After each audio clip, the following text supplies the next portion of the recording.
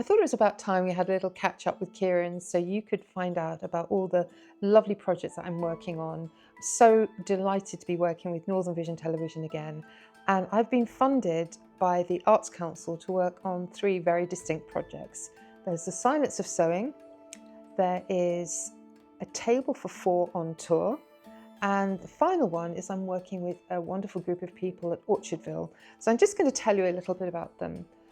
Working with the Greater Village Regeneration Trust. Now, this is an organisation, they're a charity that was established in 1999.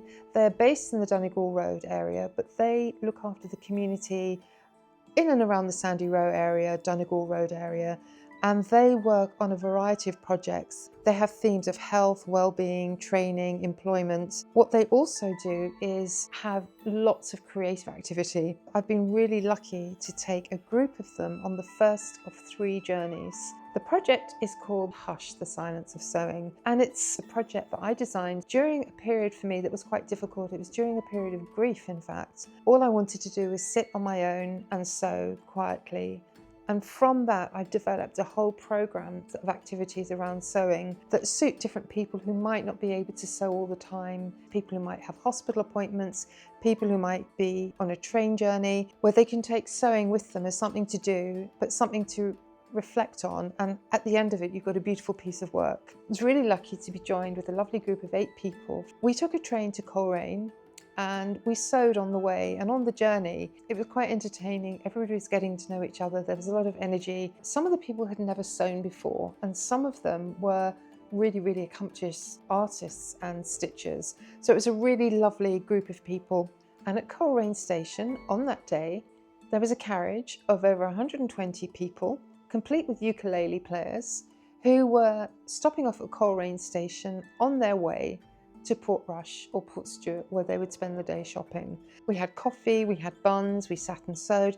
Now the weather was terrible, but everybody took interest. People came and chatted to us. On the journey home, I introduced a really interesting concept. It's a Japanese form of stitching called sashiko. And sashiko actually means tiny stabbing. And what you basically do is you take your needle and you stab it into your fabric about 7 or 8 times. So you get 7 or 8 stitches on one needle. It's often used as a Japanese repair stitch, but it's become really palatable, and people are using it to show a repair stitch that you can see rather than being hidden.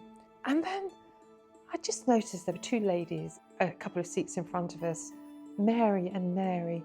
And Mary and Mary had been on a journey. They had worked as young women on the holiday season at Portrush.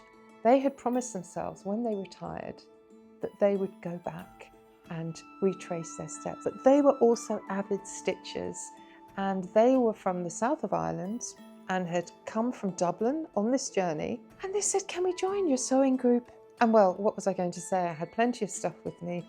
I had my suitcase, had a spare couple of hoops. They were great, and they said they're going to keep in contact with us.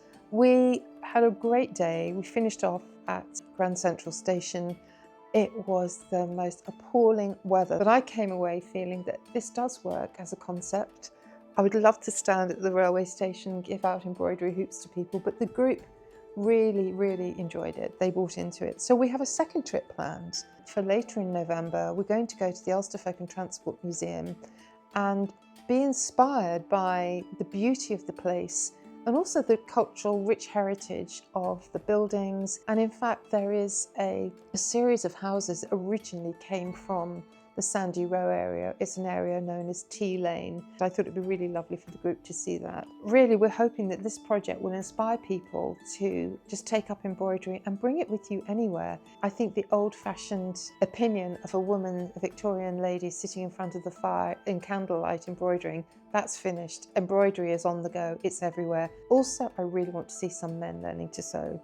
So our third journey, we're actually going to take over a space at Grand Central Station near Christmas, and we're going to hand stitch Christmas decorations so people can come and watch. And I'm hoping that this project will grow and grow, and that the Greater Village Regeneration Trust benefit from this project and feel inspired to carry on with Hush, the Silence of Sewing.